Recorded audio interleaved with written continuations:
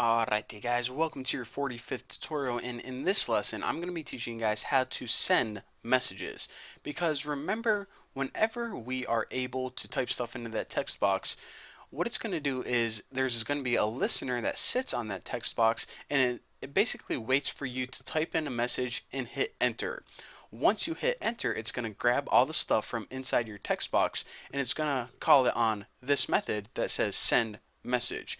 So what this what this method does is it sends a message to whoever you're connected to. So of course it probably would be a good idea to, build this method so it actually worked. So what this is going to do is send a message to client, which is basically the computer that's connected to the server, and private void send message. Now, just to clear things up, send message is different from the show. Wow.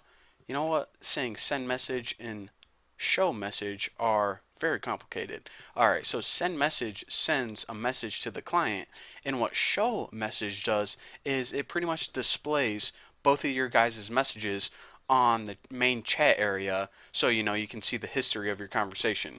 So again, what we're going to be doing is coding the method send message right now, and what this does is send a message to someone else. So again, the send message method takes one parameter, string message, which is basically what did you type into that chat area, what do you want to send. Well, like everything else, it's a good idea to put this in a try catch statement. I'm sorry guys, but it's good programming practice. So try and catch IO exception. And what this is going to do is it's pretty much going to catch an exception if for some reason it was unable to send your message. So what we'll do is chat window append, and remember that chat window is the main area that you view all of your guys' messages, and what append means is basically stick this into the chat area so you guys can see it. Might as well put caps lock. Error, dude, I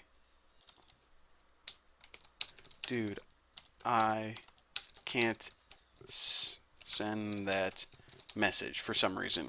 So hopefully you should never see that because, I don't know, maybe a bug wrong in our server midway through sending the message, then we would get something like that.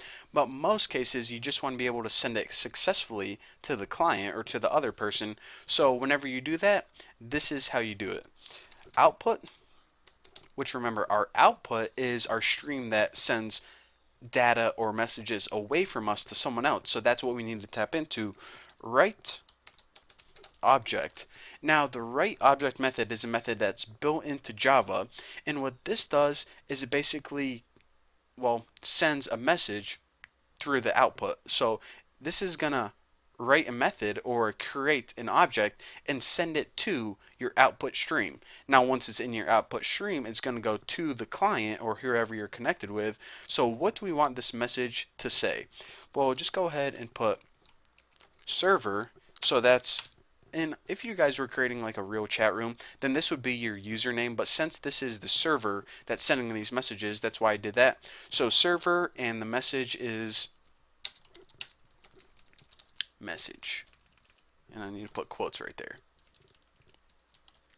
Alright, so basically what we're doing is whenever we pass something into here, and let me go ahead and give you guys an example. So say that we typed in, hey Bucky, what's up? Then it's going to pass, hey Bucky, what's up, into this send message method. Also a tongue twister, by the way. Now whenever we get that string called message, message is now equal to hey Bucky, what's up? So of course that's a string, so your string that you're going to send to them is, first of all, who's it coming from? Server minus hey Bucky, what's up? That's going to write an object into your output stream. Now once that entire string is in your output stream, it can go send it along the stream to the client, which is the other person. And of course, if you remember from a couple tutorials ago, whenever you pretty much write something into your output stream, it's always a good idea to output flush it out once you're done sending stuff. And that pretty much means in case something happened and you have any bytes left over, then just go ahead and flush them out. That means push all the extra bytes to the user, just so you don't have anything left over buffering in your stream. And this is just good housekeeping stuff, although you don't need to actually call it too often. So once you're done with that, of course, the message is sent to them, but what you want to happen is you want that message to display on your screen. Because if you remember from, AOL Instant Messenger or something, whenever you send something to them, it pops up on your top window on the screen the message that you just typed. It doesn't just show their messages, it shows the conversation, your messages, and their messages. So we actually want to show message, the one that you just wrote, and we of course want to show this on a new line. So new line, and the message is server minus plus whatever message you just wrote. And I like to put my pluses with a little space right there, just because I think it looks a little bit neater. So basically we should have one error right now that says show message, and also another one that says able to type because we didn't code that. But basically this is all you need to do in order to send a message to another computer. The first thing is you need to write a try catch, because in case something goes wrong, then we can successfully handle it. But basically our message or string that we want to send to the user is going to be an object. So now that the object is created, we can put it in our output stream, which is basically the road that it's a one-way road, and it goes from our computer to their computer.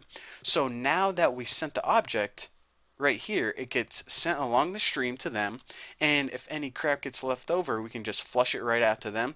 And just so we can see the history of our conversation, we want to also show this message on our screen, the screen that we're looking at right now.